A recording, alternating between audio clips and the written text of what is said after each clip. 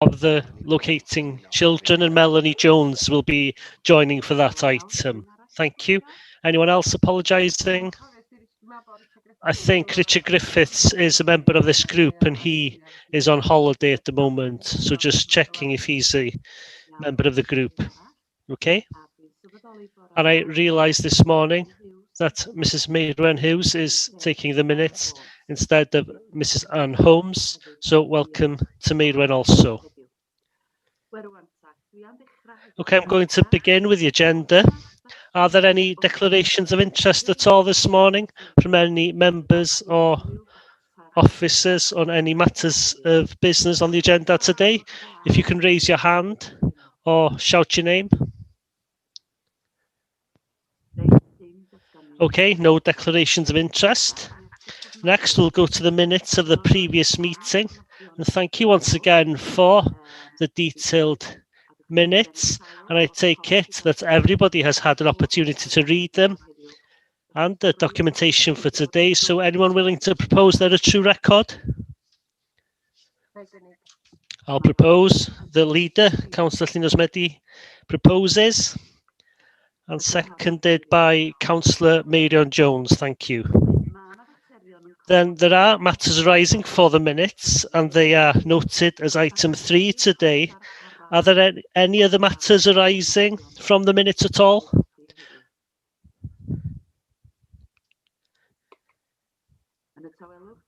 With the silence, I take it that there aren't, and I don't see anybody's virtual or otherwise hand up. So we'll turn to item 3, matters arising.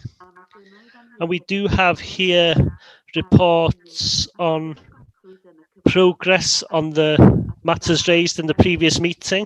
And I understand, Mr. Vaughan Roberts, that Saul Ainsworth will be leading us through these reports, beginning with the Pathway Plans report. And there is a report which has been provided. And welcome, Saul. I take it that everyone has had the opportunity to read the reports, but you're welcome to just give us the highlights of the pathway plan so then we can have a discussion and questions to follow. So over to you, Saul. Thank you. Thank you. Just to confirm that Hugh Owen is here and he's the author of the Pathway Plan report. So Hugh may want to take us through that report, if that's okay. No problem. Over to you then, therefore, Hugh. Okay, thank you very much. Good morning. As you referred to, the report is based on the application we had in the last panel in March, and I'll draw your attention to the key matters included, taking that everybody has a copy in front of them. I thought it would be beneficial to include what we said in March in the panel as officers referred to the pathway plans for post 16 and felt that we needed to improve the practice in some aspects, and those are noted. We then thought it would be beneficial to look at what is needed in law and within the Code of Practice for Social Services and Welfare 2014, and notes and quoted directly to draw attention to paragraph 53, which says that the plans are supposed to be for persons who are about to turn 16. Draw attention also to paragraph 140, and that is noted on the draws upon the statutory requirements. Within this, we as officers then looked at 20 plans, and that is a significant sample of the total. I think it's 24 children that are eligible for a pathway plan, and unintentionally there wasn't a specific number in mind. We were trying to look as a bigger sample as possible, and 20 was the number. There are 2 young people who have refused to engage in the process, and I'll come to that later on. So in truth, we are looking at a sample that represented the fact that 2 had refused to engage with the process. In discussions with the service, there was the suggestion that we presented the strengths and development, room for development. So I'll note the strengths. A total of 10 were considered to be thorough and detailed. So that's significant progress on what we've seen previously. There was evidence of co-production with young people in most of the cases. Attempts had been made to capture the voice of the young person through using their own words, for example, from the plans and quoting what the young person had said to the social worker.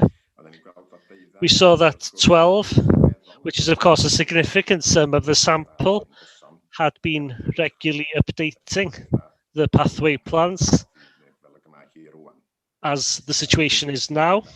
One plan clearly sets out what the different response was, and this reflected the fact that that child was at a crossroads and were considering many different options, and that programme expressed clearly what the support would be and what the response would be from the service, dependent on what the pathway the young person would choose, and we thought that was very effective.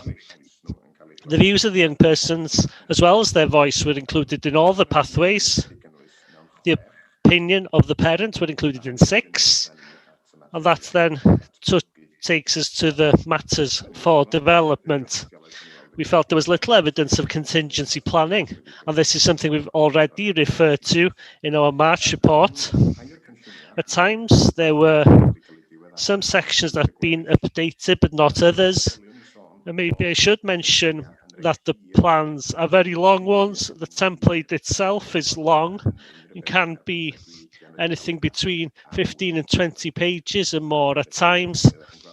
So you'll see sometimes maybe one section referred to a young person at school, and then you'd look at another section which says that they're in the college.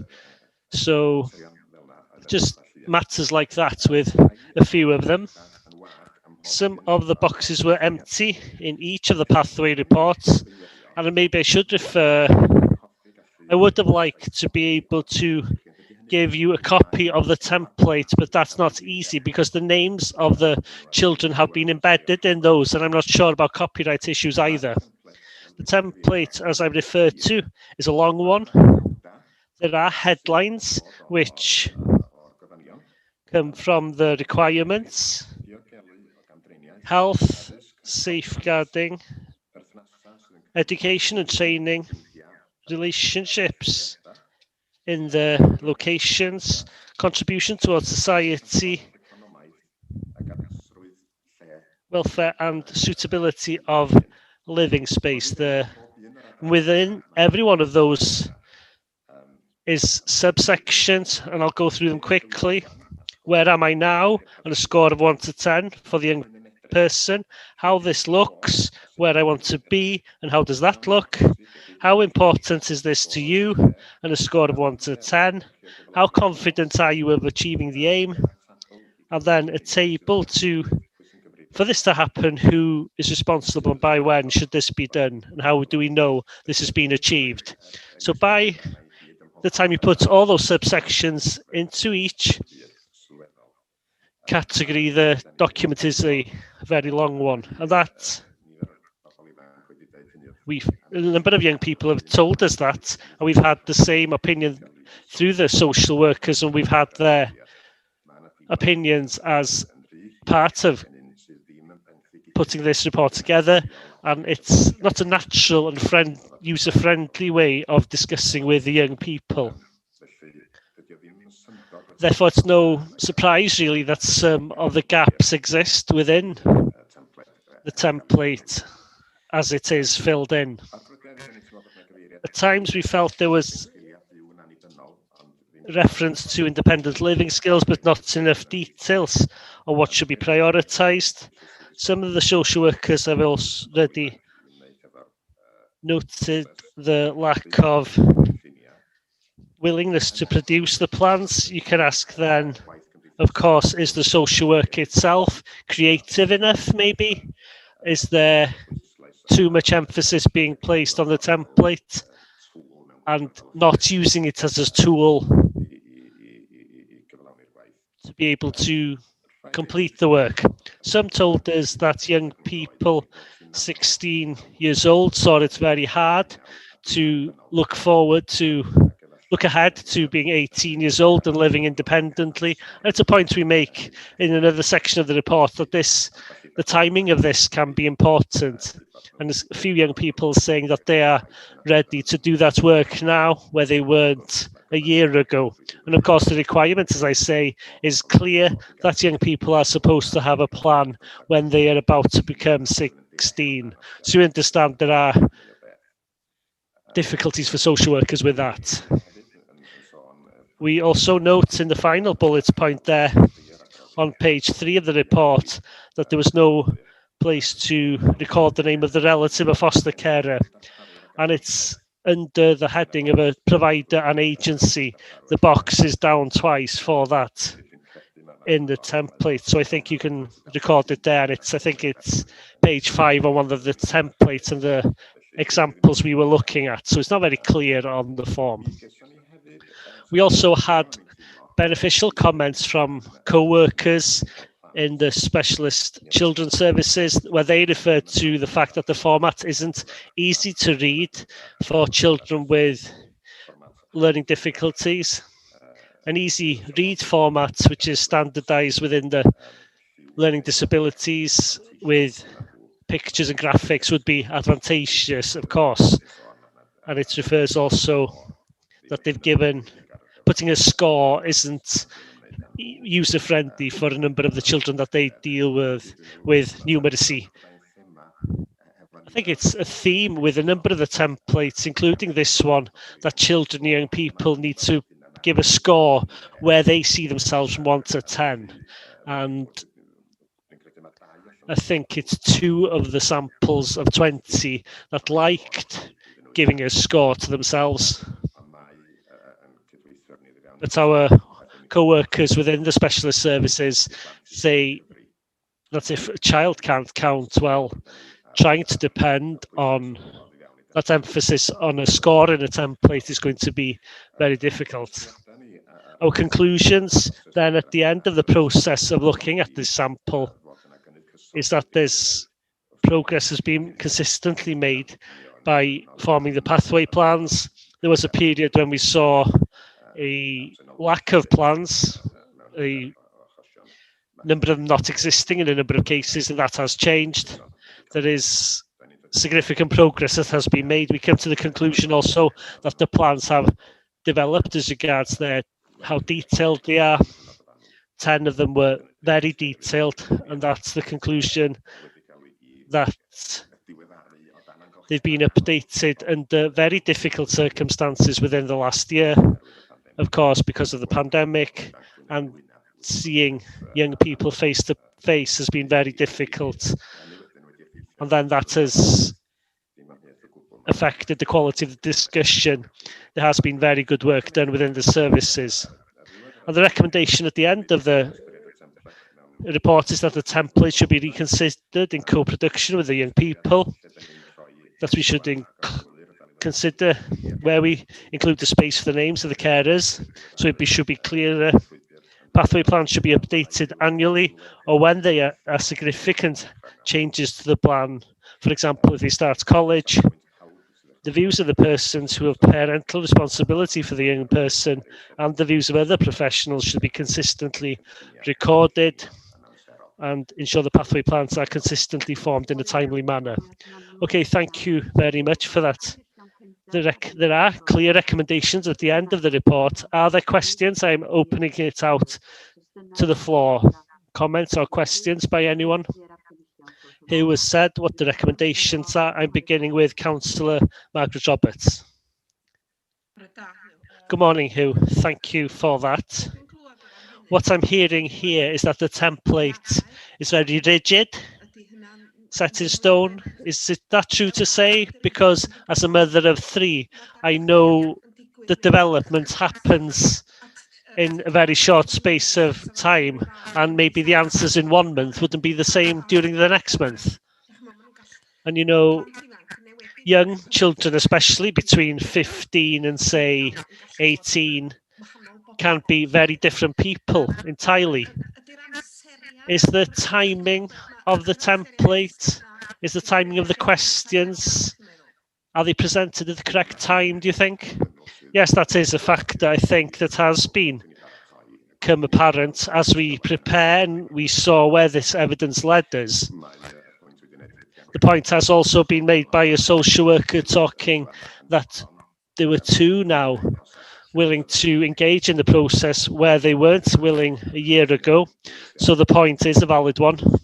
Of course, the requirement, as I have noted from the code of practice, is it should happen as they become 16. So the social workers are in a difficult situation. But of course, we have to also respect where our young children have reached and the fact that their lives can change, as you say, in the blink of an eye sometimes. Their wishes can change significantly. So no doubt that is true. The template has been formed, from what I understand, with the aim of including everything that has to be included, that every legislation and code of practice and regulation says. So there is, we are conforming. It's not an issue of just throwing a template together, but there are requirements, specific requirements that are needed, but it's not directly user-friendly. But Chris can correct me if I'm wrong. There was a wish when the new legislation came in that everything would be a sheet of A4 and easy for young people to fill in, that it would be totally accessible, that they could carry it around in the pocket almost and know what was available to them. But the templates that I've looked at are between 15 and 20 pages, plus sometimes by the time they've been filled in, it would be about 12 pages if it was blank without any information of the child. So thank you. Councillor Llinell Smedley-Hughes, following the question of Councillor Margaret Roberts and the recommendations here, can I ask here the recommendations that are noted and you see what needs to be done, when are these adaptations going to happen? And when are these recommendations going to happen? There is a plan, as you know. I discussed this in the last panel. We were challenged on the timetable because members of the panel have heard of these forms. As you know, Llyr Bryn is on his way back to work now, and so that will release Saul.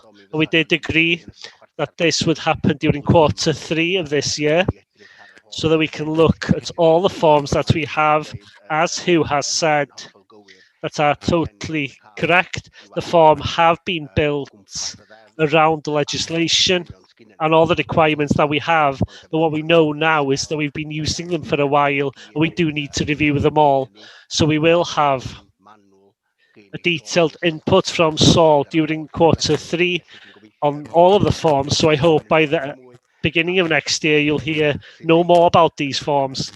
You know, it's been on our work plan for a while and we are aware of that, but the work to be able to reduce them is to be significant, because we're going to have to still get hold of that information, that key information, because what we don't want is a legal challenge within a year. Why haven't we done something? So it's not a matter of just looking at a form and taking things out and reducing the number of pages, because as you've said, Councillor Roberts, maybe what is suitable for one young person in one form, it wouldn't be suitable for another. So it's no surprise to me that some of the boxes aren't filled each time, because people don't fit into boxes either, do they? So what we need is a flexible form. We do have a relationship with Voices from Care Wales. There are young people working with them, and we'll be using their expertise also, that they have developed these forms with other councils, with young people as well. So we will be moving on that work during that timeline. Thank you for that. Vaughan, Councillor Llinell Smedley. Thank you. First of all, can I say the journey we've been on is, I remember sitting 3 or 4 years ago and we weren't close to being where we are now. So the journey we've been on, and hearing Hugh saying today that he is the voice of the young person, that he almost recognises the young people from those plans, does raise my spirits, because we want to know these excellent young people and know what makes them tick and where they want to go, and we can see these people's personalities in the. So I want to start there in case we forget where we've been on this journey. And I also want to remind us, as we have more people coming into care, we have more people leaving care as well. So the progress being made in this area has also grown gradually as well.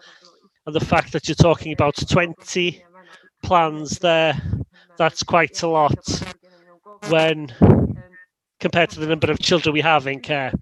So what's important to me from these care plans, I want the form to be solved, yes, but also what I want is assurance, and to assure you that it is relevant. And when Margaret said that about being a mother to 3 and the difference in her 3 children, it's very important that the post-care plan has been tailored, but that there are outcomes that we know, well, that this happened, that it's okay, there's no one around this table kept to our life plans from when we were 18. So we have to recognise that it's okay for these young people to change their minds, and it's okay for that plan not to be what they thought it might be at the end of their 50 years old.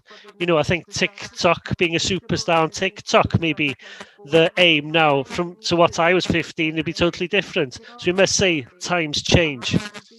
Well, there is a feeling of the corporate parent. We don't want the children to. We want the children to think we are taking things seriously, that we are putting those opportunities available for the best opportunities, but they have to want those opportunities. We can't force anyone to do anything, and that's not our duty. We're there to support them, and that these plans are then reviewed and are tailored for the needs of the young people and what they want. And I want those outcomes at the end of those plans post-care, because I think it would be nice in 5 years maybe that whoever will be sitting around this table can sit around and say, well, that was the plan, and they're able to review the journey that the young people have been on and learn lessons for the future on that. But with the timeline, I accept the capacity, and I also accept, Vaughan, these have been led regionally as well, these forms. So I do accept we didn't create them, but we have to come up with a way of solving the issue and get legal support to ensure that we do conform fully. But it's the young people that come first. Thank you. Thank you very much. Are there any other comments before we go around the table to see what our vote is with the recommendations? Any other comments or questions? No? Oh, Councillor Alan Mummery.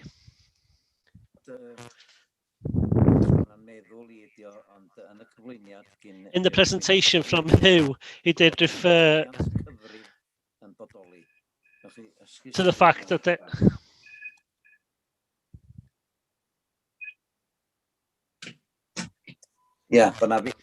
there was a lack of counting that existed amongst the young people.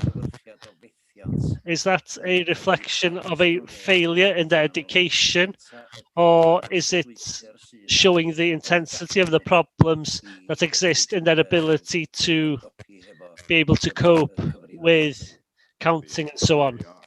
Yes, I refer to comments made by a co-worker in the specialist services who deal with children which have intense needs in their ability. So that's the reason. It's not a reflection on any lacking in education at all. It's just the intensity of the needs of the children.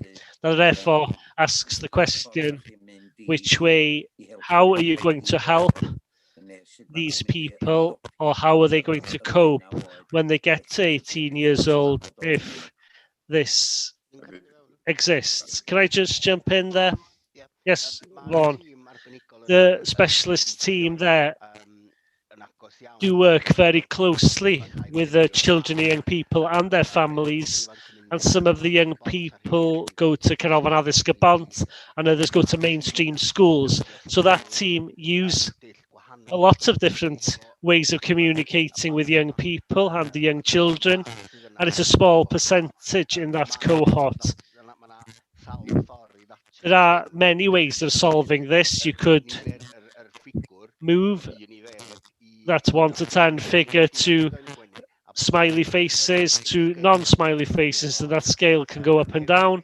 Also, we have a use where children can't communicate at all orally, but we can communicate with them using pictures and setting out what their timetable is for the day, when tea time is. So there are many different ways of communicating, and the specialities in that team is essential, and that's why it's recognised as the specialist team, and they're able to communicate in a way that suits the needs and abilities of the young people. So it's nothing to do with their education or the way they've been brought up or anything like that. It's the learning disabilities they have, which is a challenge. And some of the young people can communicate much more effectively than some of those who can communicate orally, but that they use a different way of doing so. And unfortunately, the situation at times, the adults or the people around them don't understand that way that they are communicating. There was a campaign last year to have more people learning Makaton and sign language and different ways of communication, so that we don't treat young people differently to anybody else. So it is a challenge, but the input of staff and that team has been useful. But there are a lot of different ways of communicating that we can adapt to be able to meet the needs of these people. Young people, sorry. I saw Rhys Hughes's hand up and then put down straight away. Do you want to come in?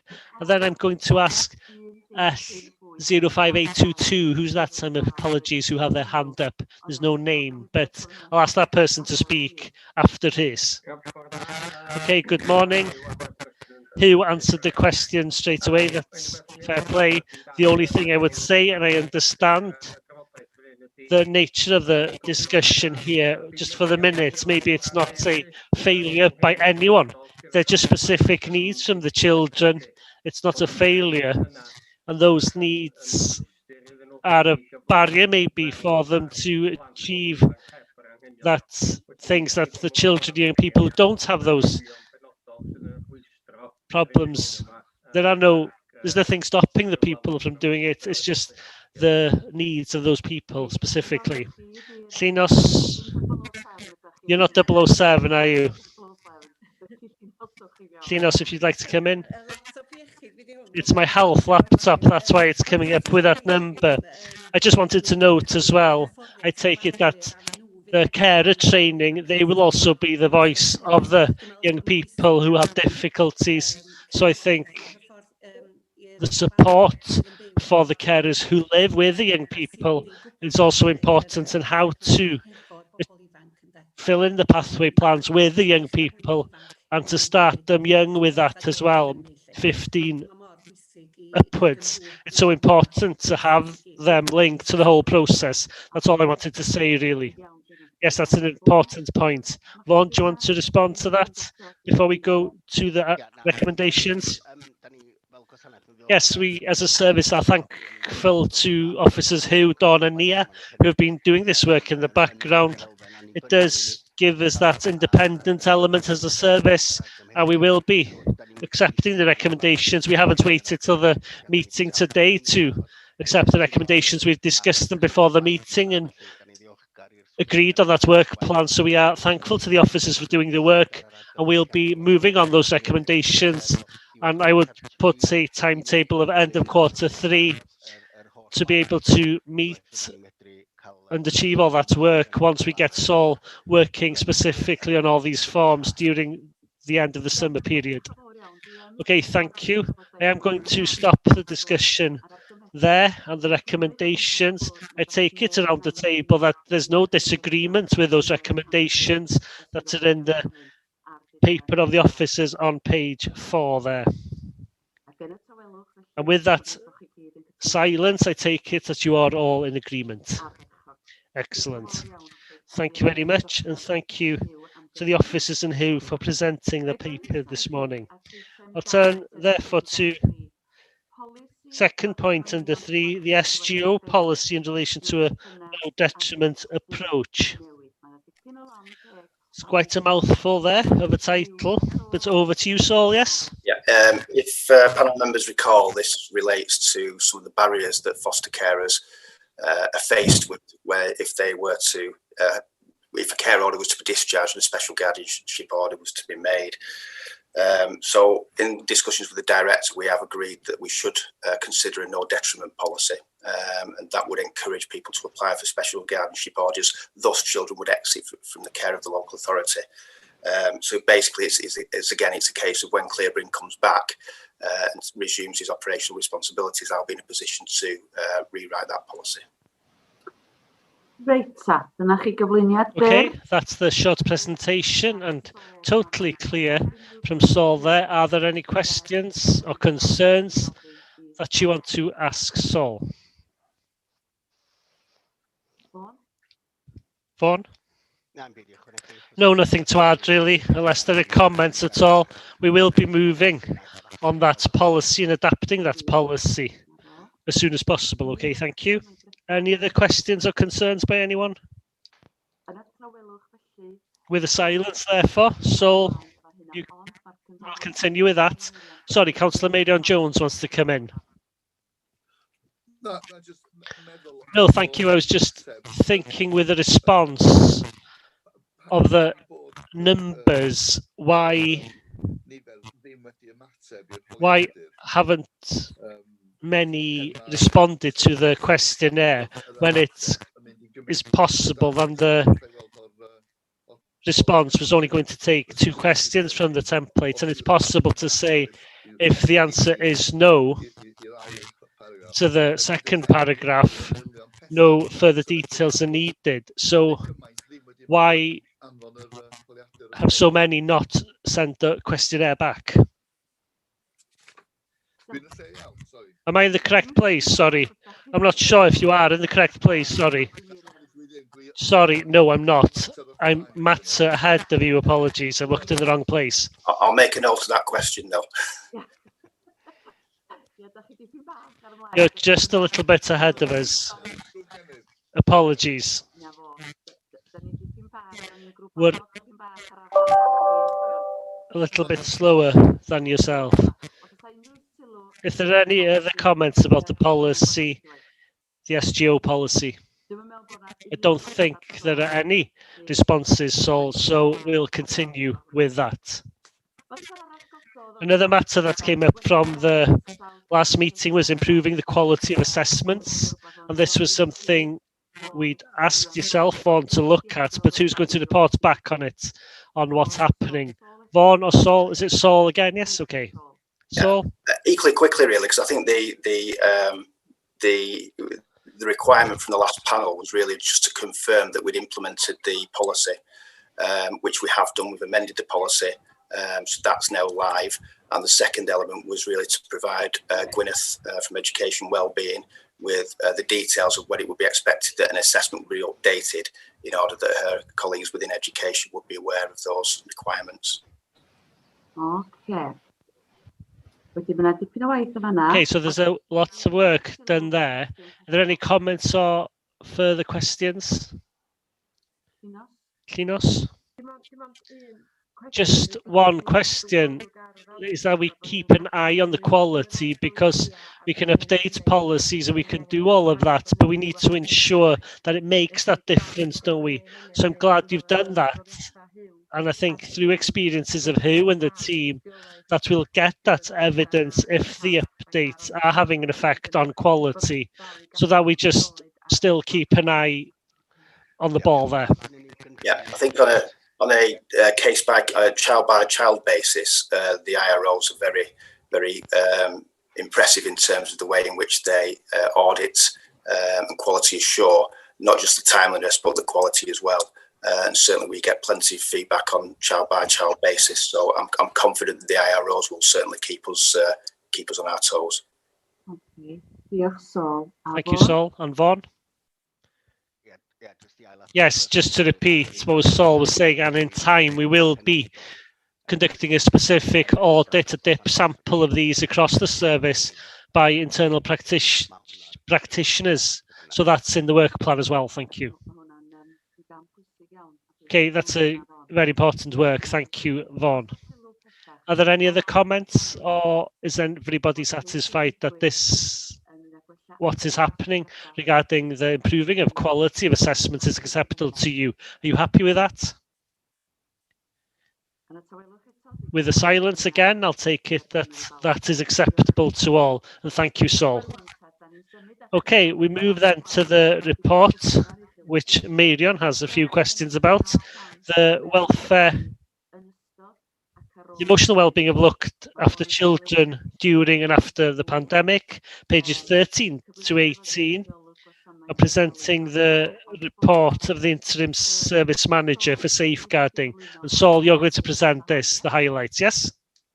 Yeah, I'll be a little bit longer this time. Firstly, an apology that I can't deliver this in Welsh. I have picked up a few more words and phrases since we last met, but nowhere near enough to be able to present to you today. So apologies for that.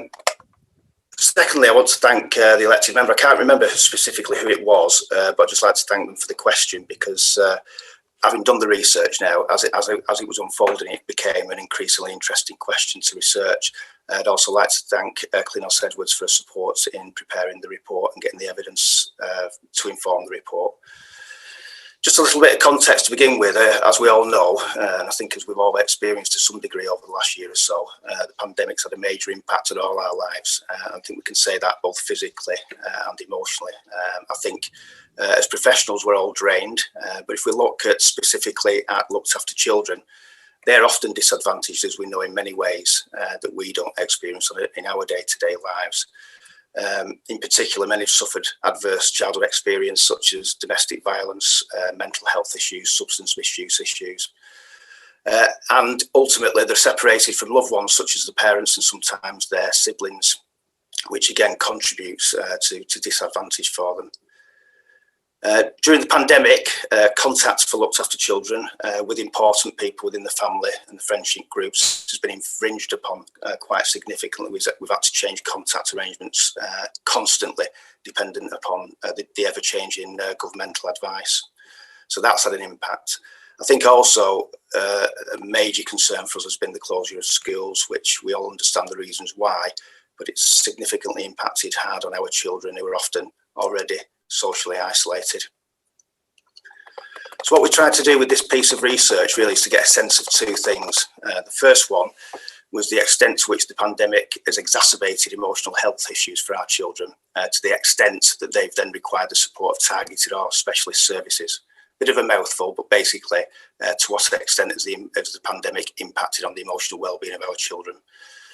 The second element really was to look at how the services themselves have adapted to what we've come to know as the new normal, or the next normal, and how effectively they considered their adaptations to have been. So in relation to the first question, we surveyed social workers in respect of the emotional presentation of children aged 8 years and over. We wanted that cut-off point. It was a little bit arbitrary, but children under the age of 8 tend to require stability and nurturing rather than a targeted or specialist services. So we had that cut-off point at 8 years of age. Of our 157 children that are looked after, 100, bang on 100, were aged 8 years or over. So what we did is we sent out surveys to the social workers for those 100 children, and within the timeline that we set, we received 62 back, which I would say is a reasonable sample. Obviously, would have preferred to have got all 100 back, but 62 was a reasonable sample. So of those 62 children, 30 of them were considered to have exhibited signs of emotional distress. So that's just under half. It works out at 48%, I think. What I need to do really is just set some context out for that figure of 48%. So the World Health Organization estimates that between 10 and 20% of 10 to 19-year-olds suffer with mental health conditions globally. And the Local Government Association estimates that looked after children are 4 times more likely to suffer with emotional ill health compared with their peers.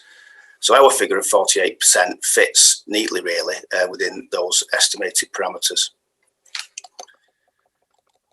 In relation to the findings for the first question, within the cohort of the 30 children, each of them, not surprisingly, was found to have experienced adverse childhood experience prior to the time of entering into the care of the local authority.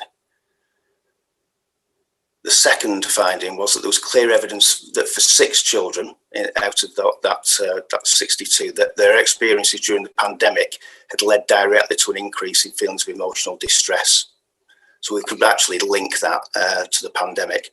Interestingly, one young person described how his lack of access to his weekly karate lessons had affected his well-being. So it's not just non-access to school, non-access to family and relatives, it's access to community resources generally that leads to isolation and can impact on people's emotional well-being.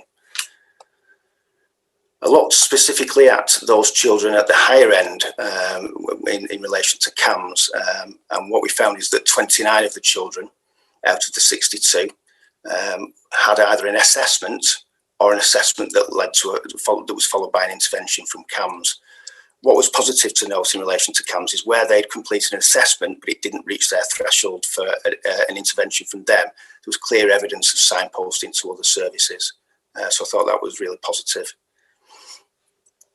Turning now to an area of concern, one of the most concerning findings is that there remains a lack of appropriate placements for children who exhibit serious risk to self or others, sometimes through suicidal ideation. We recognise that this is not just an Ynys-Môn issue, it's a Welsh national issue and it's a UK-wide issue.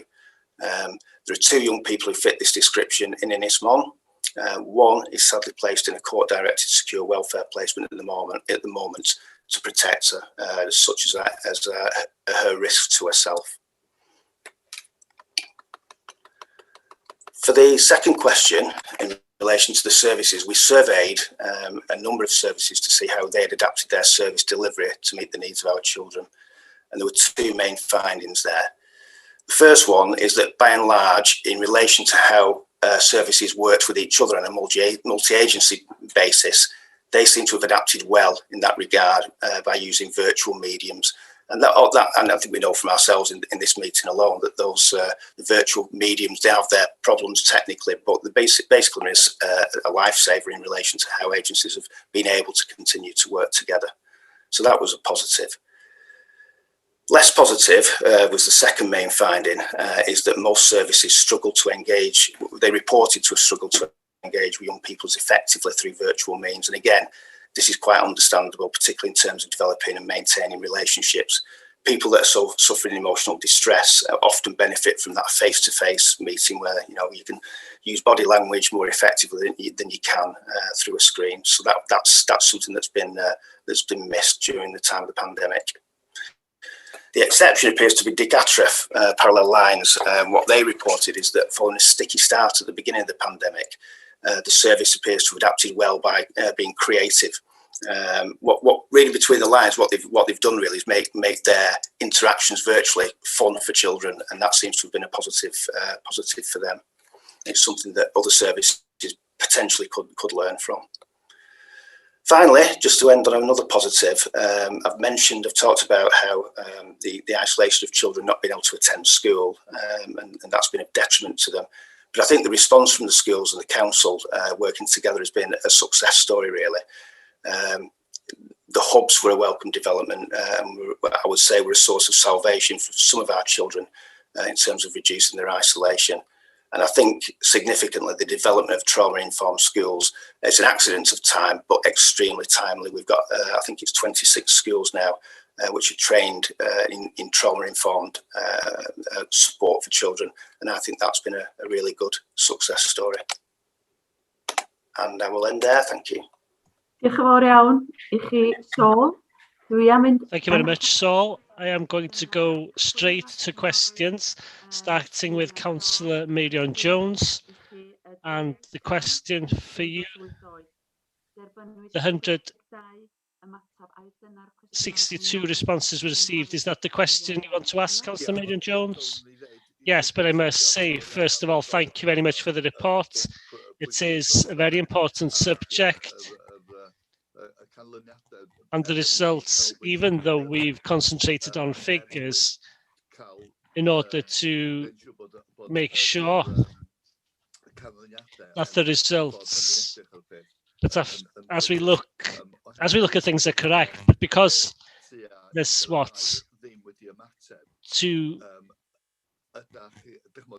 not responding, you can only respond to what you've had in, obviously, but you're worried, one is worried about the 1/3 that haven't responded.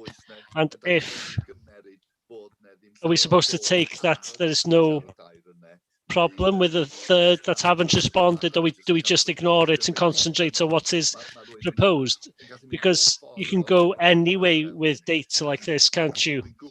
And I know the work that's been done, and I don't want to sound ungrateful at all, but should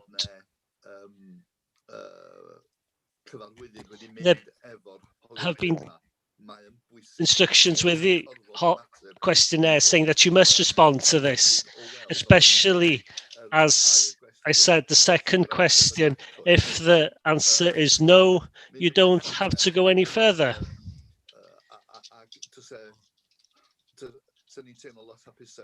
I'd feel much happier if, say, 90% was the response rate and not 60%. And as Saul has said, there are success stories. I'm glad to see 26 schools have been trained with some aspects, and that is something that I'm very proud of as the education portfolio holder. But can I ask on that point also, why is it that 26, are they larger schools or smaller schools, or they are across the spectrum? Thank you. There are two questions.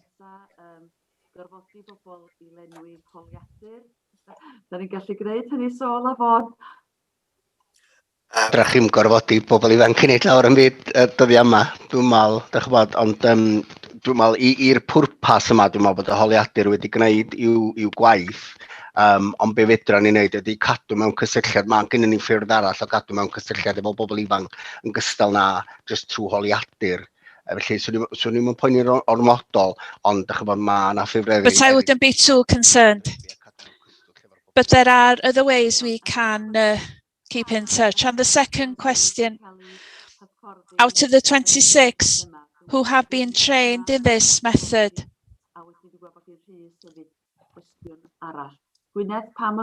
Gwyneth, why those 26? Yes, thank you. The truth is that these 26 have completed a diploma, which is a 10-day intensive training course, and only a small cohort can attend every cycle. So it's a rolling program. But a half-day training has been provided, and around 500 teachers and assistants on the island have received that initial presentation. But those 26 have completed an in-depth diploma, and I think it is paying dividends at the moment. I think schools have a very good understanding of children who have been open to trauma, and not just looked after children, but any child. It strengthens the preventative work. We're working very well together. Does that answer your questions? I'm not sure if Rhys wants to add anything on those 2 points. And then I have Babs and Gwynfor on my screen. Do you want to say anything on this specific point? Or do you want to raise another question? So you have another question? So Babs and Gwynfor, I take it it's Barbara. Do you want to ask a question? Yeah, no, I just want to make the trauma-informed schools. There's actually 5 foster carers that are on the course at the moment, and it's a fantastic course, really is. We've done day 8. We've got one more day, and then we've got our presentation. But even if we don't gain the diploma, we've learnt so much of how to understand the children's health and mental health through the course. It's just been fantastic, and it's down to social services that actually paid for us to do the course.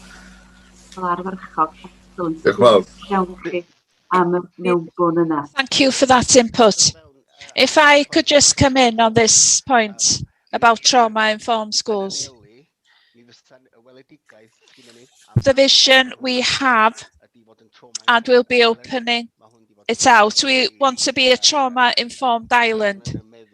I have had this in my mind since being appointed head of children's services. We have had to move on some issues sooner. So we have adapted, and we've been working with Dr. Coral, who produces this training. She has planned it for schools. Perhaps we wouldn't have the data this morning, but if you looked at the percentage of schools on Anglesey who have received this training,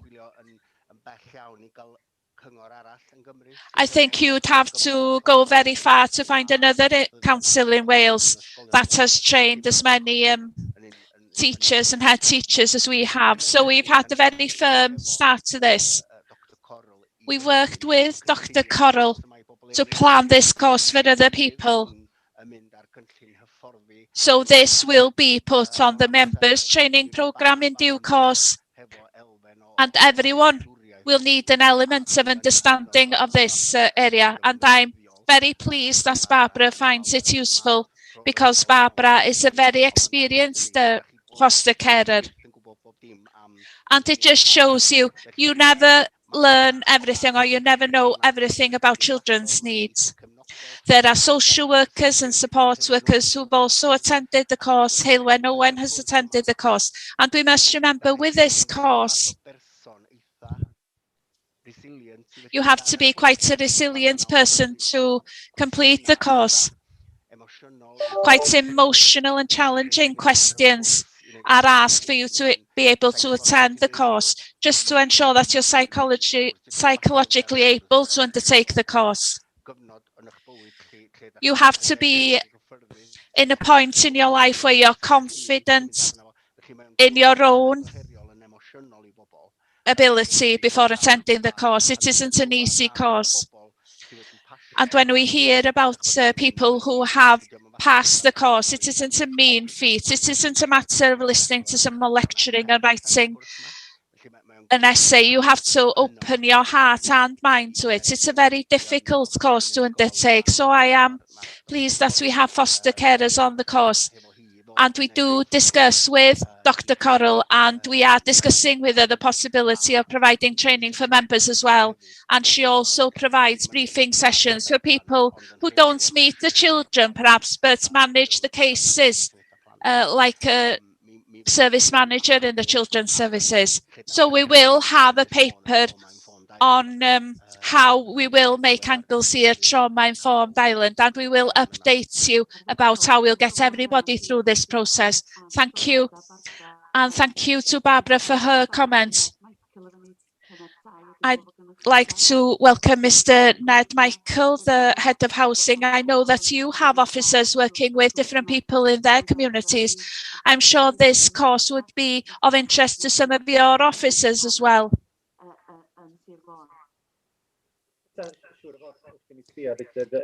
Yes. Looking at the clients we work with, without doubt, staff would benefit from attending this course. Thank you. Mr. Rhys Howard-Hughes, you've got your hand up, and then Councillor Llinos Medi. Yes, thank you. Before I ask my question, can I just reiterate what Vaughan said?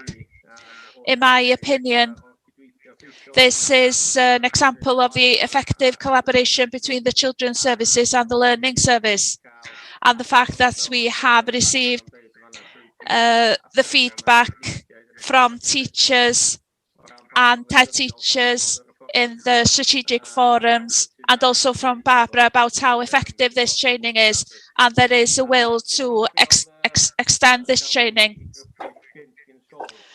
Saul mentioned earlier, and if I've understood correctly,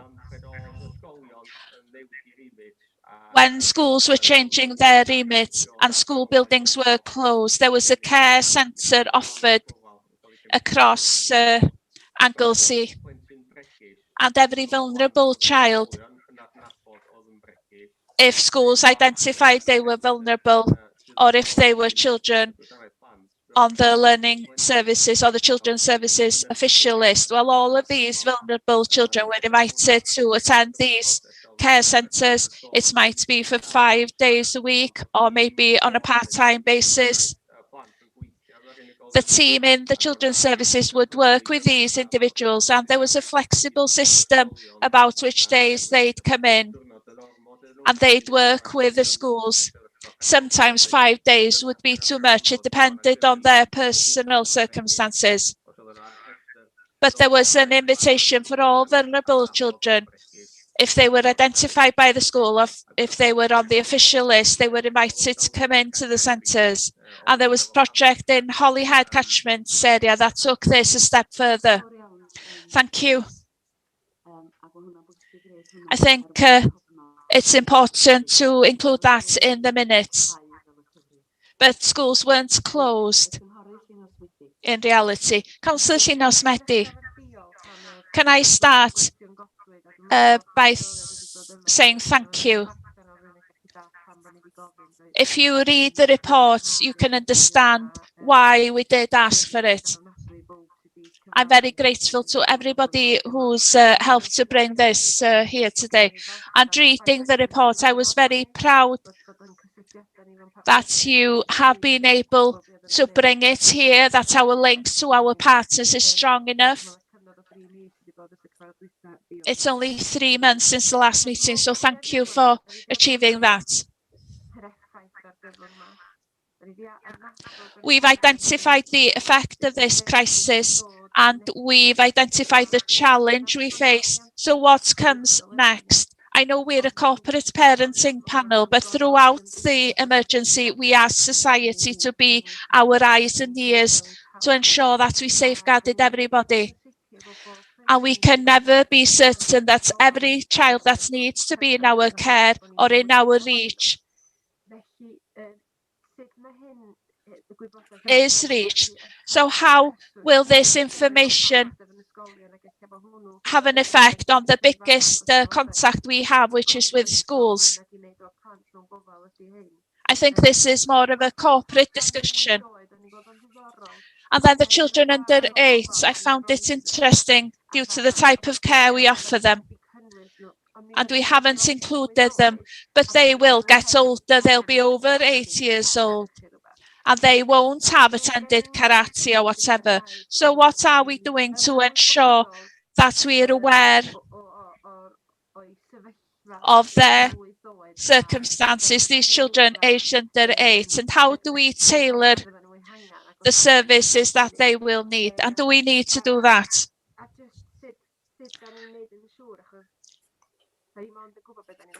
We only know what we know. So how do we ensure? There was a star by CAMHS. You said that everybody who was transferred to CAMHS either received the service, or if they didn't reach the threshold, they'd be signposted. I hear signposting, it's great, but what happens if we signpost and it's a dead end? What happens if that happens? So what are we going to do now to ensure that Gorwel, Digartref, everybody can cope with the wave that they'll be facing? And that the signposting does lead to an outcome, that something has happened. I don't want to sound picky. I think the work is good, but we need to build on it now. Thank you, Llinos. The first comment from Llinos, that's a discussion between Vaughan and Rhys, between the social services and the schools. What will we be doing with children who cross the threshold? Perhaps you'd like to answer that, Saul. And then the third question is something I was going to ask.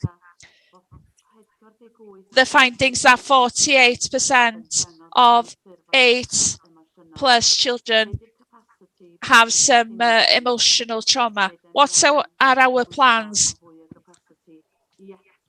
What additional capacity do we need to meet the need? I agree with the leader.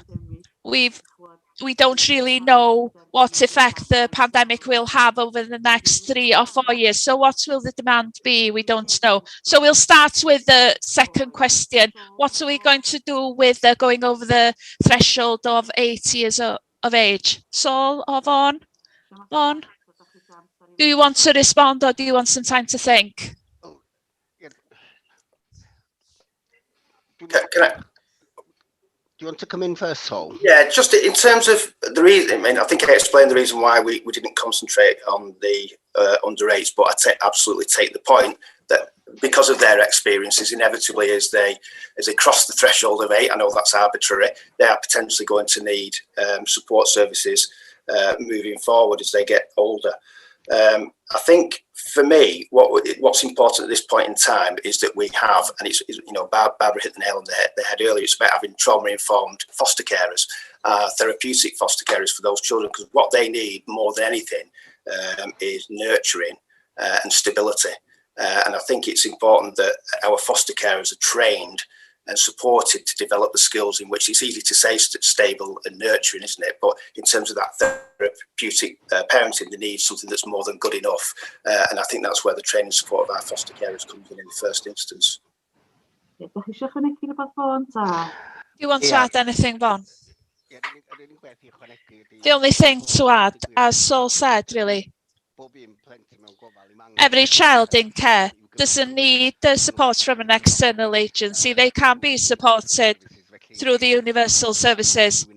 So the fact that someone in school is aware that the child is in care and just keep an eye on them. And as Saul said, some of our young people get enough out of these social events that are available. We work with Gwynedd and Liz chairs that board, so we can look at the data. We spent significant sums of money last year with the third sector providing play opportunities, socialising, arts and crafts, sports, all sorts of things. And we're looking at supporting that again this year, just to make sure that young people do get opportunities to go out to play. And it's a good thing, isn't it, when you hear about football and rugby clubs and so on that have restarted now. We have a relationship with the leisure centre where children have been attending over half term. There's usually a cost to that, it costs £10, and a percentage of our children attended that scheme last week. So we use the data to see which opportunities we need to put out in the communities. The applications we received the last financial year, well, I hadn't heard about half the groups on Anglesey. I didn't even know they existed, but we were fortunate. We had enough money to support all of them. So we will be looking to do that again this year, rather than it being a one-off event. And the summer scheme as well, we'll be carrying on and offering something this summer as we did last summer, which was an addition to the care hubs that she's talked about.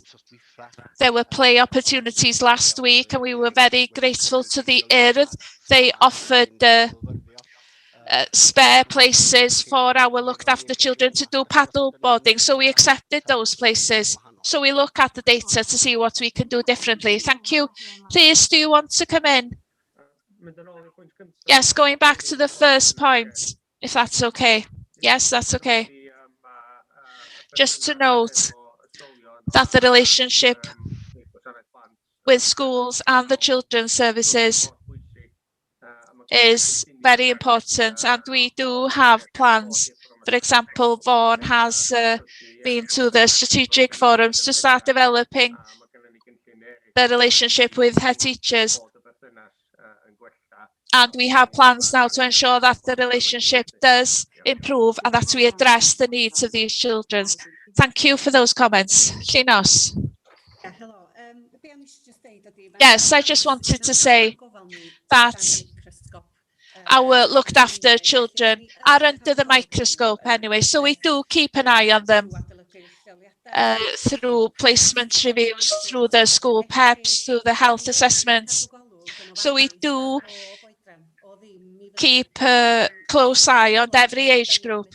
So I feel that we can keep an eye on them. I also feel that the scoping exercise of seeing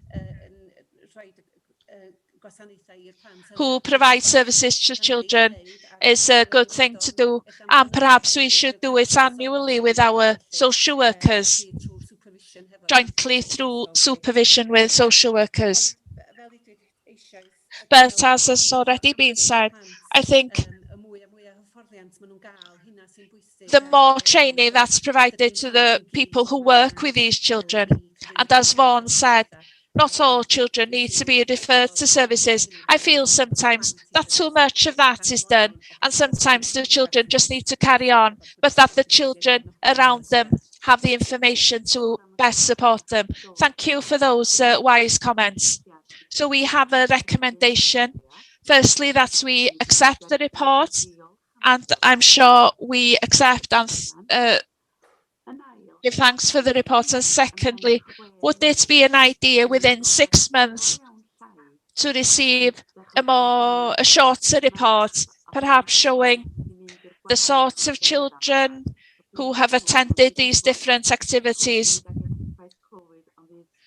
We're all aware about the effect of COVID, but we'll be facing this for a number of years, and perhaps we'll be living with a different form of COVID for 5 to 10 years. I'm starting to think in that way now. So just for information, would be an idea for us all around the table, and just to raise our awareness about the sorts of things these children have received support. For example, what happened last year, what will happen this summer. Just a one-page short report, is that possible, Saul and Vaughan? Just to keep this at the forefront of our minds. Yes, I agree. Yes, I was just thinking about the timing. I think it'll be closer to Christmas. Okay, so not the next meeting, but the Q3 meeting. Just to raise awareness. There might be more things on the list. And we don't know what effect the pandemic will have. Does everybody agree with that recommendation? Okay, thank you. You have a choice now. Either you have a 10-minute break, or that I go straight to the final report. What would you like to do? There are 2 reports under point 5. Just so people are aware of that before making a decision. Does anybody want a break? We're not supposed to stare at the screen for more than an hour. I'll make a decision. Take 5 minutes. We'll have a quick comfort break. Recording in progress. Gwyneth. Hiya. Just un peth, just i bwyntio allan i ti. Tymod, yn yr adroddiad, mae dy'r lleoliad, mae'n 95 o blant, sorry, dwi'n yn lle rhan, yn y flwyddyn academaidd, mae 136 o ddisgyblion mewn gofal. Ie. 36, a 22 ddisgyblion mewn gofal Môn dros 16. Ie. Mae hynny'n gwneud cyfanswm o 158 sydd yn un fwy na beth o'n i'n dweud. Dwi'n eisiau ymddangos o bod fi jyst yn delio ffigurau, dyna pam dwi'n rhoi heads up i ti cyn dechrau. Diolch yn fawr iawn, dwi'n gwerthfawrogi.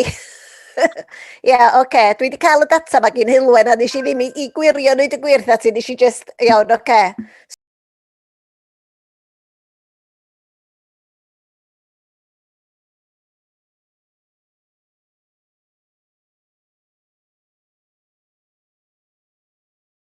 O, sori, am ryw reswm ath y peth ar mute. Ia, mae'n bosib beth sydd wedi digwydd ydy bod yna blentyn wedi troi'n 18 ac wedyn mae wedi cael ei gyfri ar unwaith a wedyn ddim tro wedyn, rhywbeth felly sydd wedi digwydd, sa'n i feddwl, Meirion. Na, dwi'n dall hynny, ond jyst bod ti'n Diolch. ddim, fel bod ti'n dall, oce? Diolch yn fawr iawn. Oce, diolch.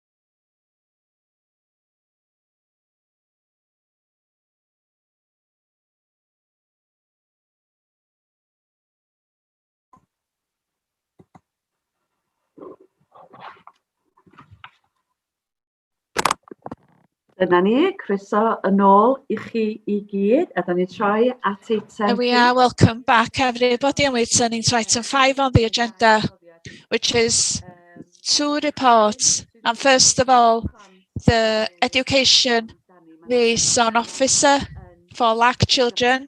So first of all, we have an update. So who's going to start by giving us the highlights? We've received the written report.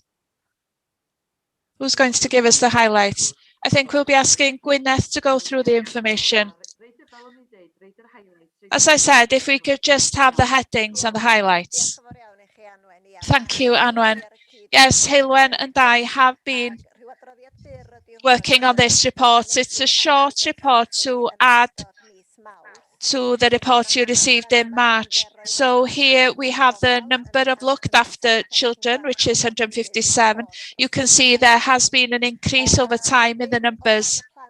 Also, in terms of the 3 to 16-year-old children, there's 136 children. There are 22 looked after pupils over 16. And Meirion has drawn my attention that this gives a total of 1 higher, and the reason for that is 1 child has now turned 18, so apologies for that. So where are these places located? 95 are across Anglesey schools and 41 school-aged looked after children are placed outside the county. I think you might be interested in knowing that. In terms of attendance, it's difficult for us to track attendance using our usual processes because schools have faced the lockdown periods. But I would like to tell you that we are confident that schools have been making contact with foster parents during the lockdown. And if there were any difficulties in terms of lack of contact, we did work very closely with the social worker and welfare officers to see if there were any problems. And that just shows you how important collaboration is, and we're confident that the children have received the provision. Looked after children were offered access to care if needed.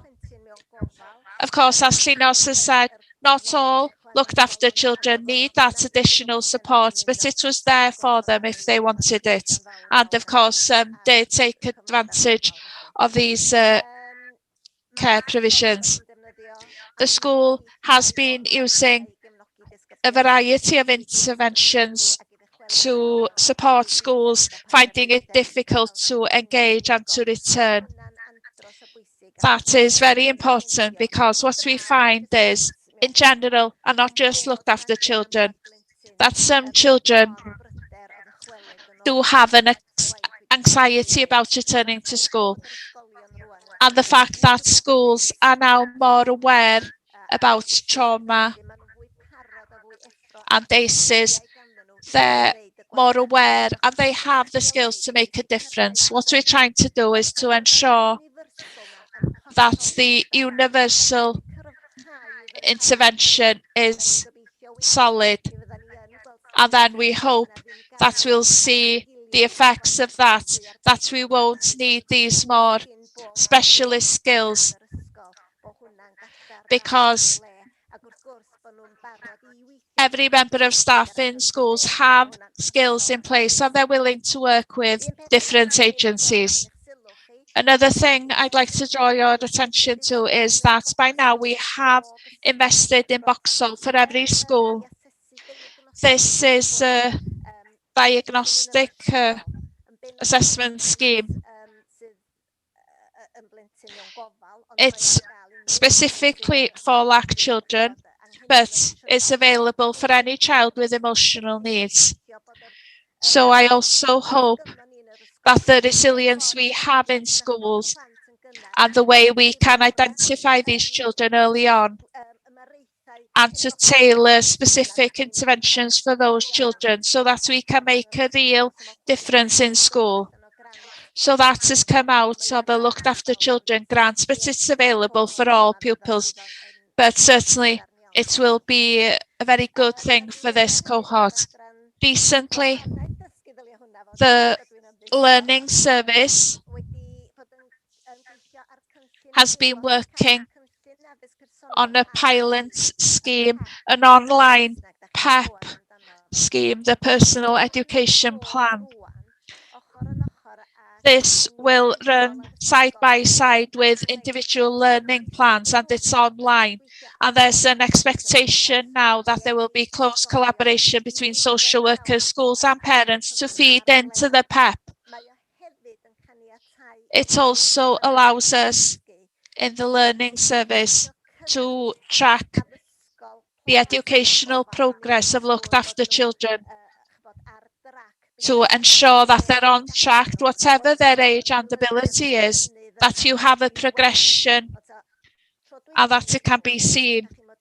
In March, I told you that I was doing this on Excel. It was very laborious, but now we have this on CAP, it's online. It's much slicker, and we have 3 schools on Anglesey piloting the scheme, and there are 3 schools in Gwynedd piloting it as well. If everything goes okay, we hope to implement it in September. So this is a very exciting development, and it promotes the way we collect assessments and standards and so on in future.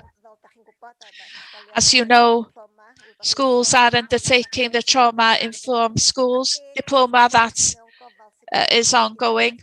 We have 10 looked after pupils with a statement of additional learning needs.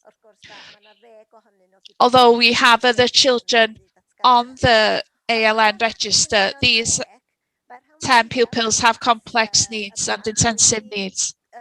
Year 11 pupils, most of these children have found placements to continue their education, further education colleges. Some have received an apprenticeship or are returning back to the 6th form.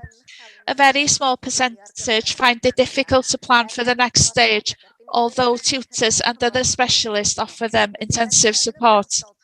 So we are aware that there are very few who find it really difficult, and we're still supporting them, but they have intensive and complex needs. So I don't want to give impression that everything is Okay, but there are challenges and we're still working in partnership to address those. Successes. One school has supported a refugee pupil very successfully by providing flexibly for them and outside of the normal admission arrangements. One pupil had English as an additional language, but has now settled very well and is set on going on an English course at college.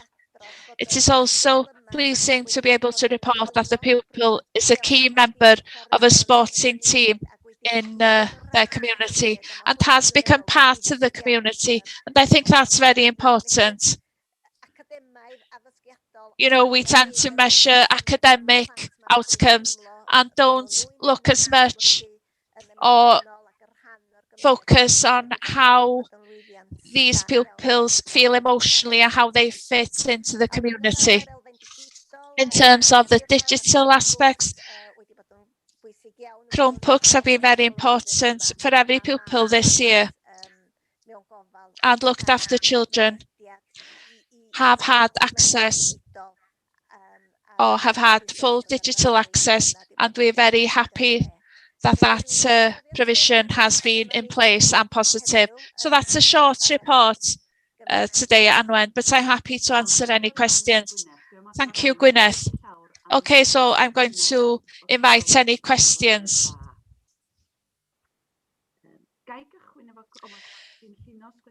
Llynos has a question and Saul has a question. So Councillor Llynos Medi first of all and then Saul. Thank you for the report. It's very difficult to report on educational attainment after the last year. The only thing I'm interested in, oh, it's not the only thing, but looking at the tracking, are we happy with their educational attainment?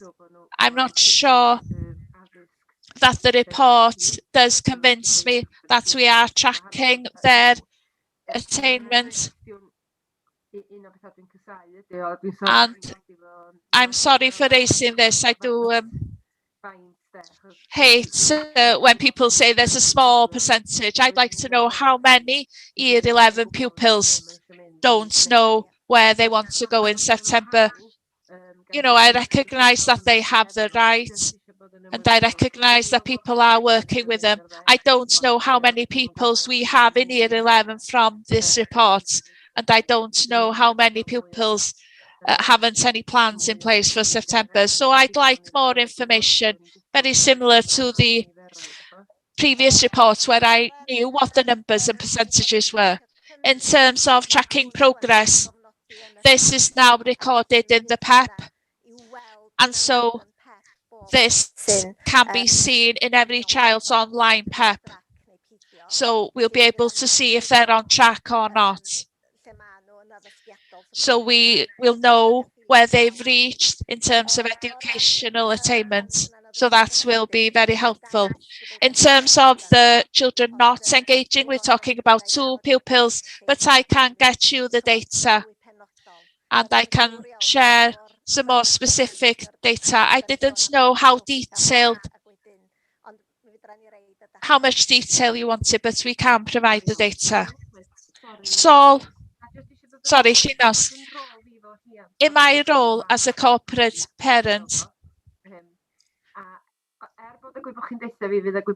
although you tell me that the educational information will be in the PEP, I don't have access to the PEP, but I do have a responsibility as a corporate parent to ensure that the children reach their performance, reach their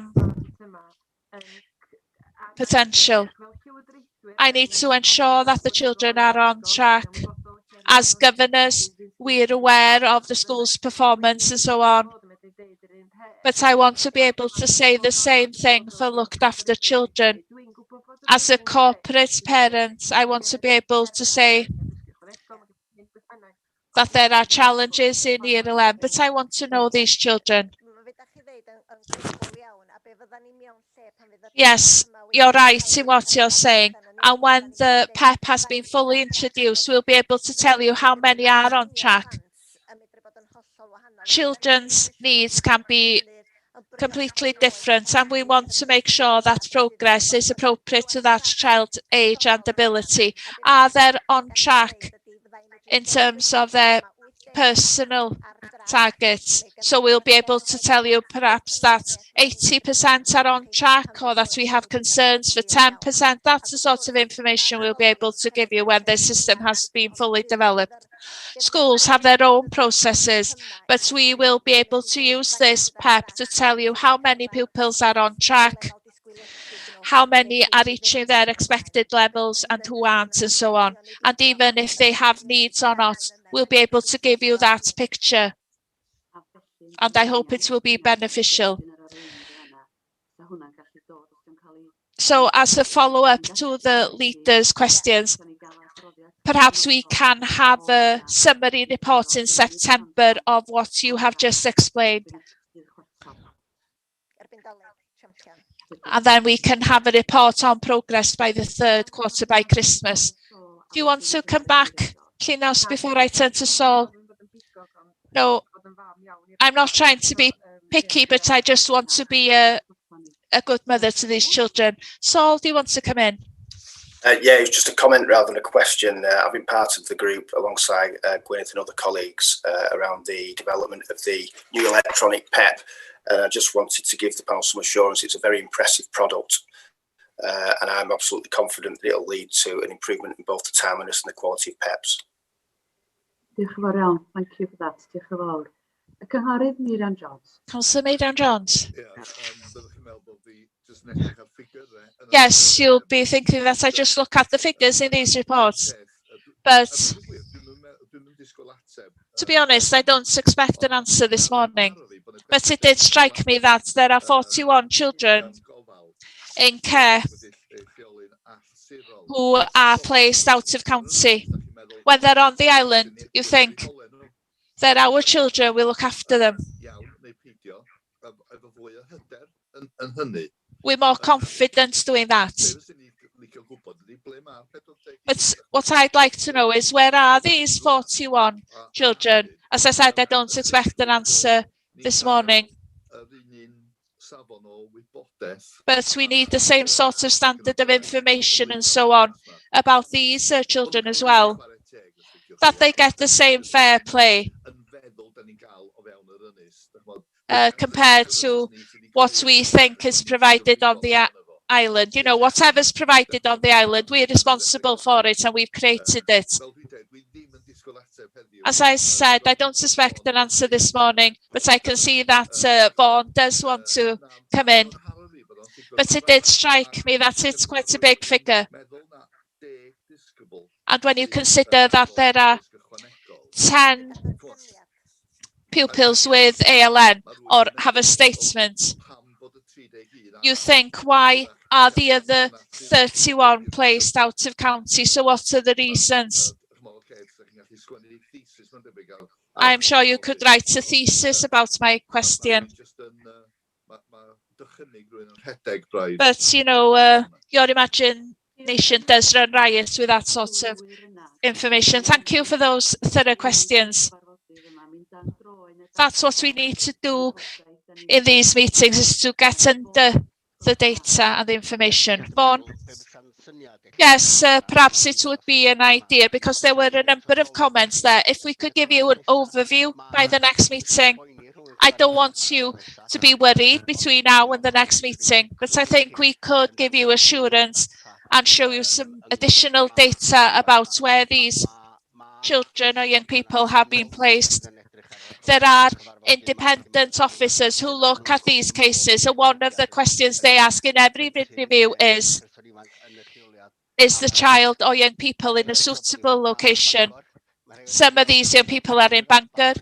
One of them is in Scotland, and she's there because she's close to where her father lives. So it is appropriate. And you must remember that we report on our out-of-county children every quarter to the government. And if they're placed outside of Wales, we need permission to do that. So there are arrangements in place, but perhaps we could bring this back to this panel in the next meeting. Thank you. I think we would appreciate that. Thank you. That's a very specific action. Any further questions or comments? Can I just say, Anwen, most of these 41 are in mainstream schools in other counties. They're not in a special unit. I think you'll see that in the next report. I'm sorry if I gave you a fright there. I'm pleased to hear those comments. I'm pleased that the numbers are coming down in terms of the specialist placements, but I will be looking forward to receiving further information. Councillor Ali Mymryn nesa. Next.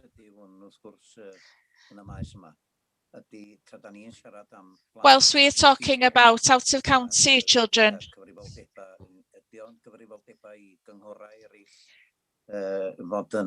are other councils responsible for them when they're placed out of county? And then to turn it around, how many children from outside Anglesey have been placed on Anglesey?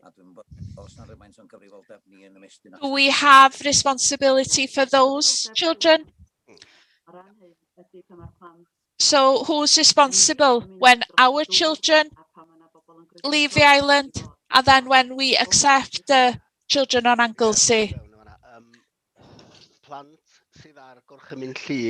Children who are under a court order and who are our looked after children on Anglesey. So if they've come into our care as an authority and for whatever reason they live elsewhere, we're responsible for them. So we're responsible for the young people we have in out-of-county placements. If you have a child or young person living in another county and are in care in another county and receive care from a private sector foster carer on Anglesey, for example, it's that council who's responsible. They do come on our temporary list, but it's up to the agency and authority to let us know that there are our children in our communities who are looked after children, but we don't have any responsibility for them.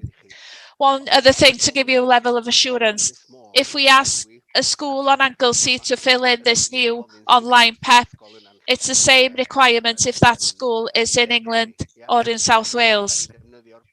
So we'll be using the same measure for every looked after child on Anglesey.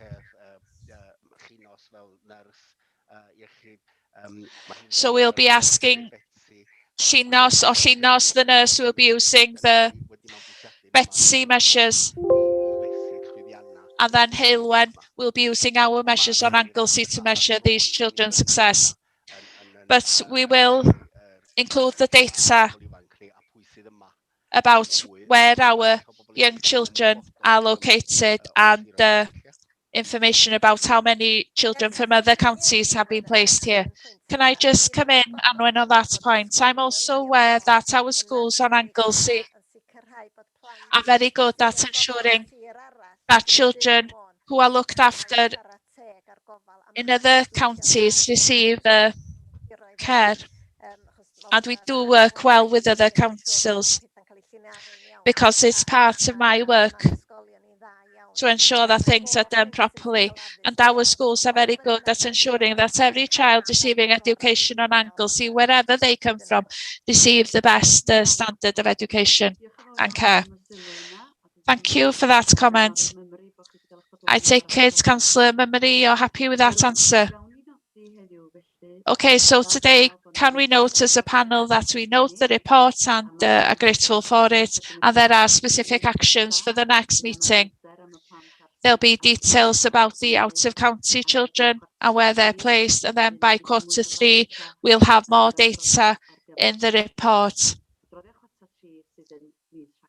which will be submitted in December. Is everybody happy with those actions? Okay.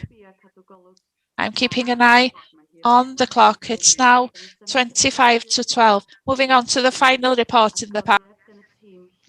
This is the report from the child placement team reporter. Don Keith is with us today. Is Yvonne? So Melanie's going to take us through the report, I think. Melanie? Melanie has just sent me a message asking me to present the report. They've been caught up in a national event to do with Fostering Wales. I've given them permission to stay at that meeting if you don't mind, as officers from Anglesey in that meeting. So I'll be giving you an overview of the report if you don't mind.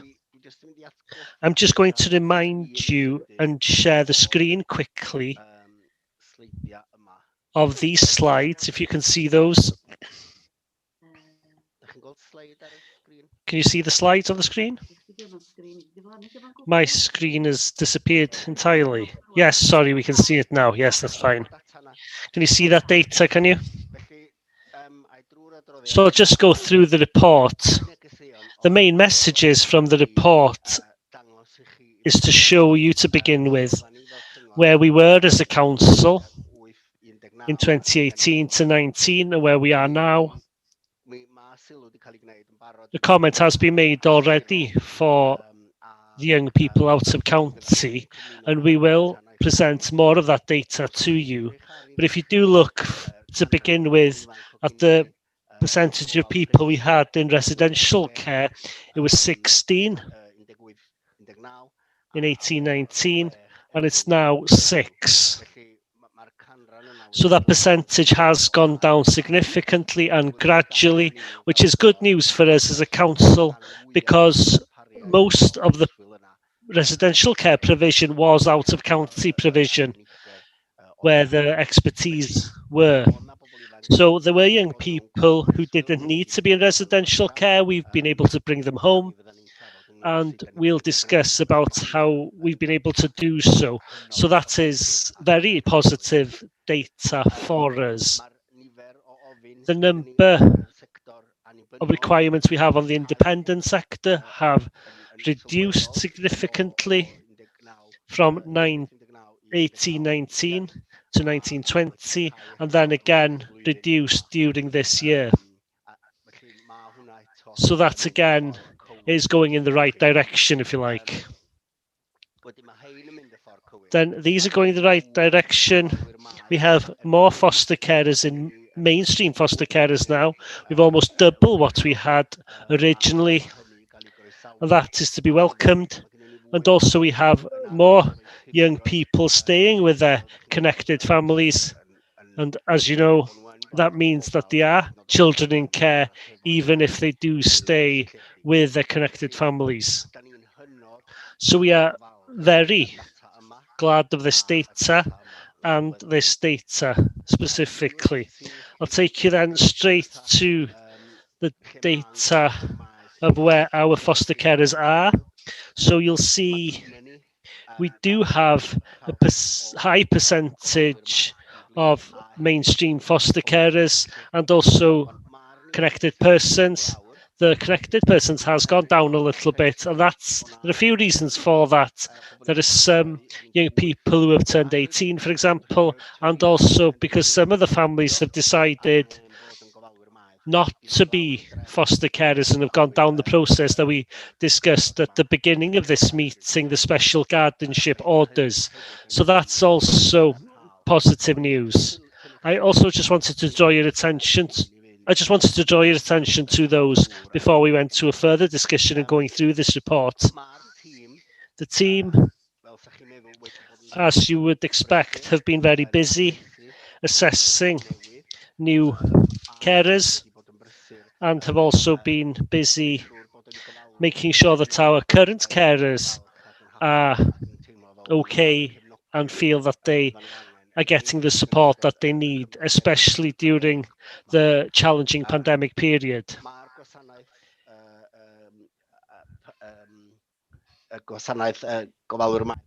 The foster caring service, is part of the CIW review, which will begin with us next week.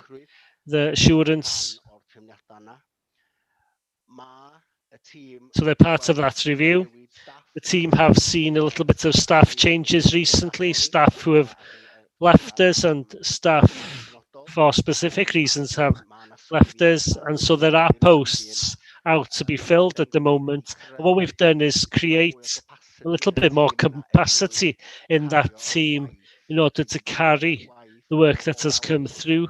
The work of caring for the foster carers has increased because the numbers have increased significantly.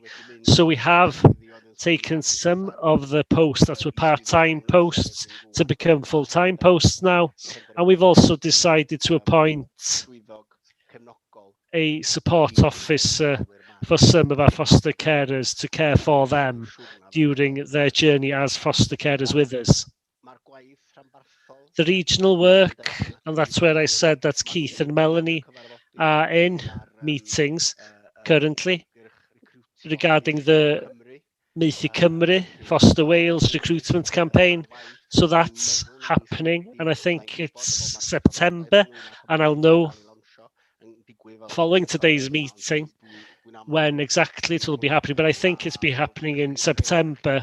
And as some of you know, you've had a briefing session as members, some of you, on the Foster Wales campaign, but there will be a campaign across Wales where the campaign will be able to take us on television, for example. Things like that cost money, and by doing something nationally, it does have some more impact than what we'd be able to do locally.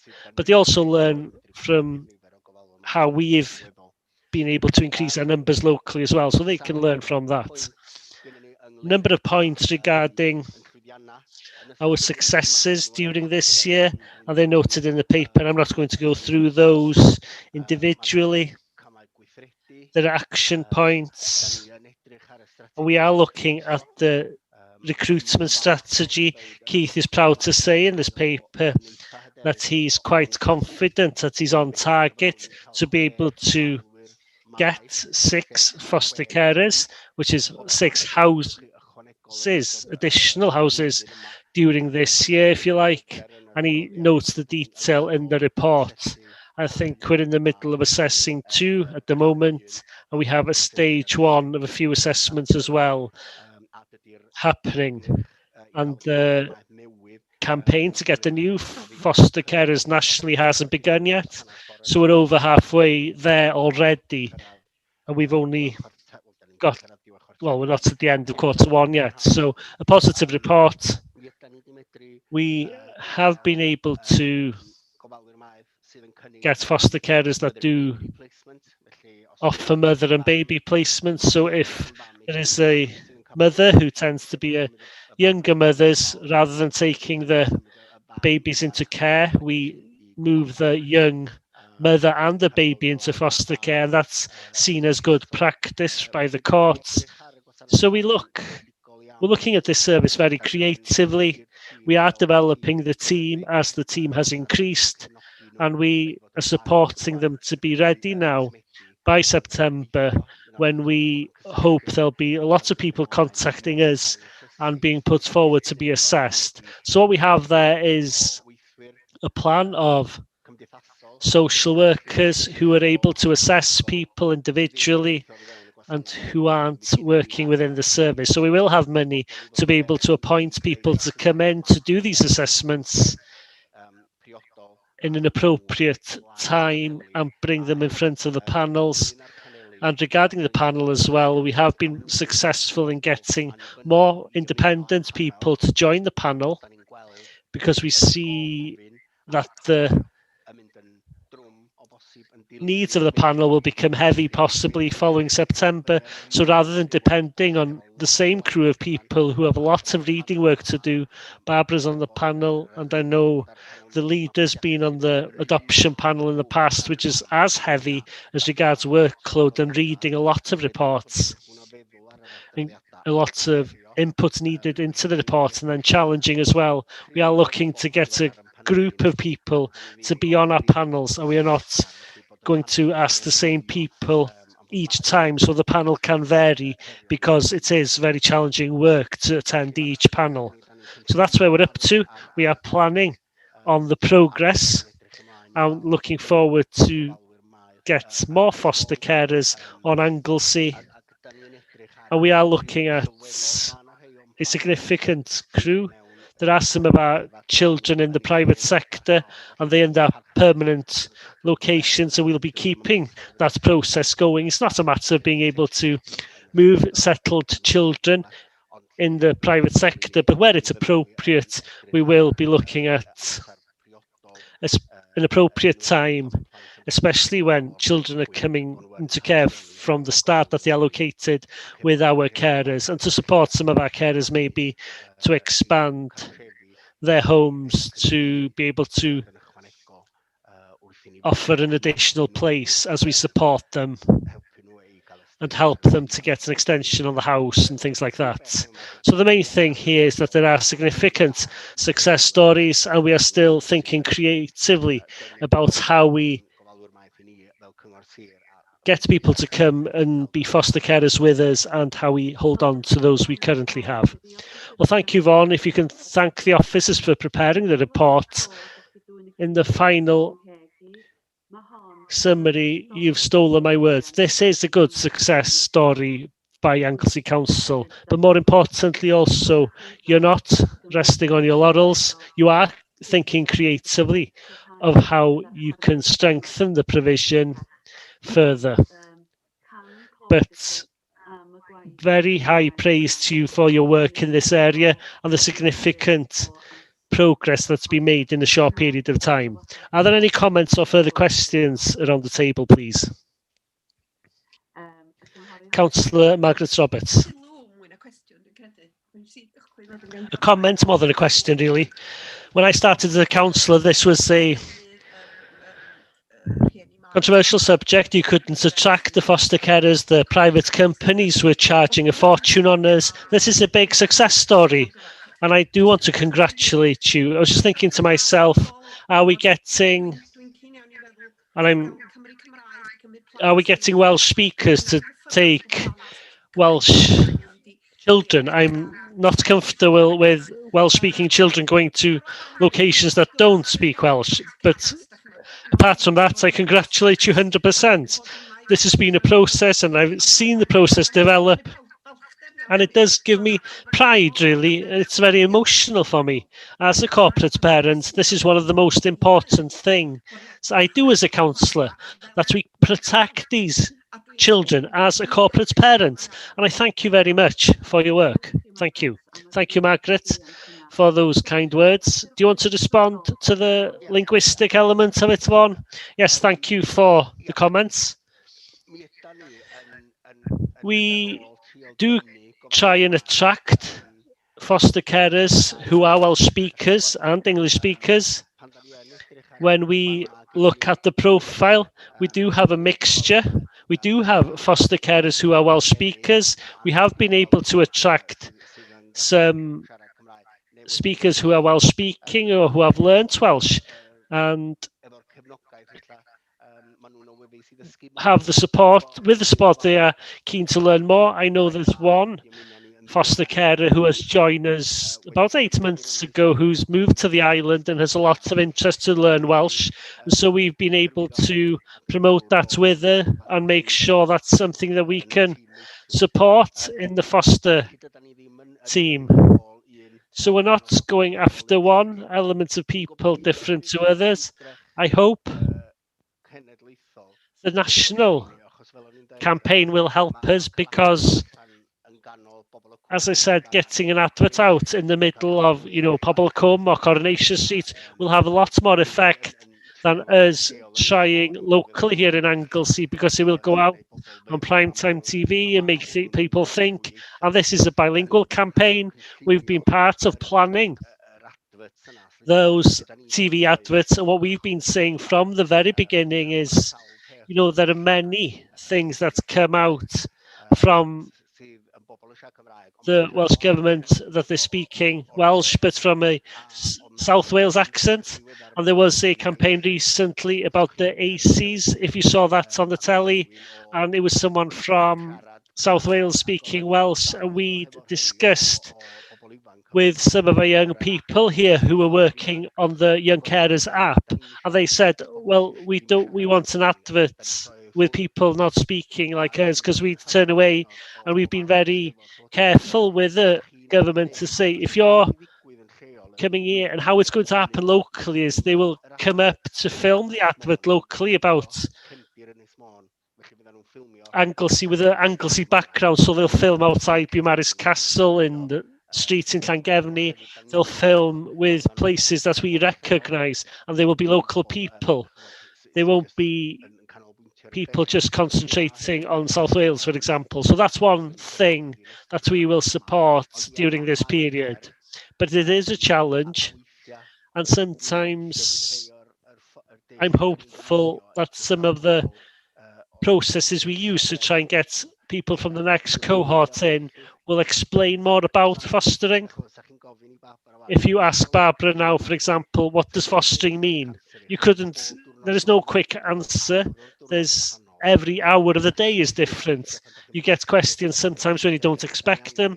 So maybe what we need to do is take time to try and think about people that would be suitable to be fostering, and maybe go after them. Maybe some headhunting. Now we see who's around our communities. Because I remember one of our initial briefing sessions, I gave the challenge to the members. You know, there are 30 of you as elected members. If everybody brought me 2 foster carers, we wouldn't use the private sector anymore. But, you know, there was no pressure at all. But that's the type of work we need to happen. People who understand what fostering is, and, you know, oh, I know someone down the road, and maybe if I had a conversation with her, I could have a conversation with them. People are still thinking, oh, if I'm a single parent in debt, I'm not allowed to be a foster carer. Well, that's nonsense. You know, Keith still has someone saying, oh, I'm 60, can you be a foster carer? Well, of course you can. Why not? Some of the silo thinking, and it's still there to an extent. We would welcome anybody to be a foster carer in Anglesey, as long as they're suitable, of course, and appropriate to do that. Thank you for that full answer, Vaughan. I'm going to turn next to Councillor Llinos Medi. Thank you. It was interesting on the graphs. We remember that the number of children in care have gone up during that period as well, because we saw them coming down in the private sector. That's more of a challenge as they go up, and recognising that. Well, that's one of the questions we see on the social media. All types of campaigns, and breaking down that stereotype. You know, single parents can be foster parents. It's important to break down those stereotypes, and that we do show that. And it's important that we give those opportunities out there.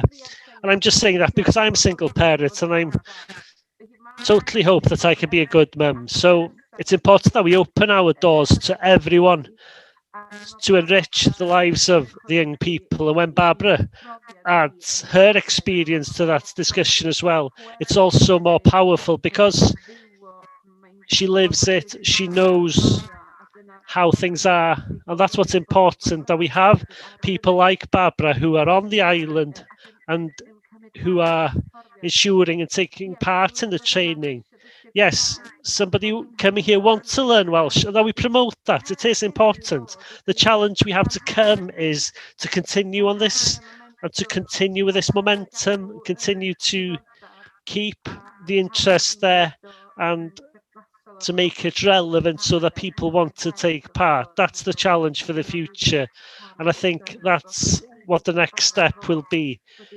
You've already, Vaughan, considered independent people, additional people on the panels, and it is a lot of work to consider all those documents to do a proper job of it. But we need to ensure that there are enough people coming in to do the work and wanting to be foster parents as well. And just thank you. And thank you to the foster parents for being excellent, for looking after our children. Thank you. Second that strongly, and thank you for those comments. We're going to turn now, and maybe finally today, to Councillor Meiread Jones. Just very shortly, I want to just add to those thanks by everyone that's noted. It sounds small, Vaughan, but thank you from the bottom of my heart for this work. I remember also, and I remember before Margaret's time here as well, I think there was an occasion in Ysgol David Hughes school, some kind of fair outside the school, nothing to do with the school. It was just located in the Menabridge area. And I remember speaking to a fostering officer there, trying to get some kind of response from the local people. And I don't think there was much interest at the time, but it just shows how much hard work has been done. About 6-7 years ago, this was probably. And I think, as has been said previously, we've seen this work progress, and thank you very much. The trouble is, you're only as good as your last case, as they say. And so the pressure continues. But thank you very much to everyone. Thank you. I don't think Vaughan or his team are scared of any challenge. So I'm sure together and with our partners, we can strengthen even further our story of success here in Anglesey. And there, I'm going to bring the report to an end. I'm looking carefully at the clock. There are 3 minutes left. And note that report, and thank you for the update. Item 6, the next meeting. We're talking of September. I'm shocked to think of September 21 already. I can see my life in front of me and things going faster and faster ahead of me. It's shocking, really. But any other matters that anybody else has to raise at the end of the meeting today? And if not, we'll look forward, therefore, to the 7th of September 2021, to the next meeting.